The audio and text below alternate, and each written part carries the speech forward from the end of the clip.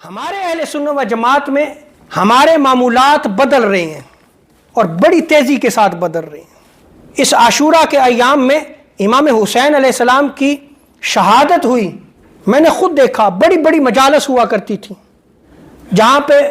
علماء، خطباء، واعظین آتے اور ذکر امام حسین ہوتا، فضائل امام حسین کا بیان ہوتا، شہادت کا ذکر ہوتا اور اس مجلس میں رویا جاتا، اور یہ اہل سنت و جماعت کا معمول تھا۔ اب اس معمول سے ہٹایا جا رہا ہے۔ حضرت شاہ عبدالعزیز محدث دہلوی، آپ حضرت شاہ ولی اللہ محدث دہلوی کے بیٹے ہیں۔ فتاوی عزیزی، اس کے پیج 200 میں آپ کا فتویٰ موجود ہے۔ آپ بیان کرتے ہیں کہ سیدنا امام حسین علیہ السلام کی مجلس عاشورہ کے دن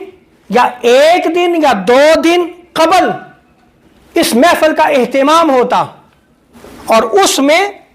400-500 سے 1000 افراد شریک ہوتے،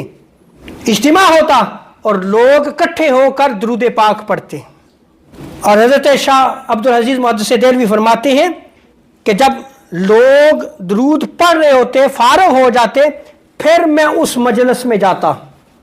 اور وہاں اس مجلس میں پھر حضرت امام حسین علیہ السلام کے فضائل کو بیان کیا جاتا، امام حسین علیہ السلام کی شہادت کا ذکر کیا جاتا جو احادیث میں آیا ہے، پھر مرثیہ پڑھا جاتا، وہ مرثیہ پڑھا جاتا جو ام سلمہ اور دیگر صحابہ کرام نے سنا۔ اور آگے آپ بیان کرتے ہیں کہ پھر اس مجلس میں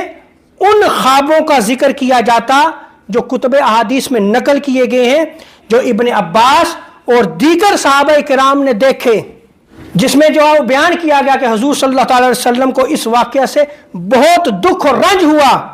پھر قرآن مجید کا ختم ہوتا، پھر شرعی طور پر مرثیہ پڑھا جاتا۔ حضرت شاہ عبدالعزیز محدث دہلوی